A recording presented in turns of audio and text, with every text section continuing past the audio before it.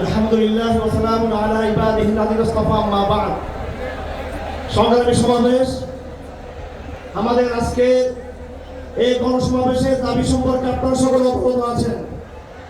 আমি বাংলাদেশ সরকারের দৃষ্টি আকর্ষণ করে শুধু একটা কথা বলবো, হয়তো আমাদের এই দাবিগুলো ধাপে ধাপে একটা করে বাস্তবায়ন করতে হবে।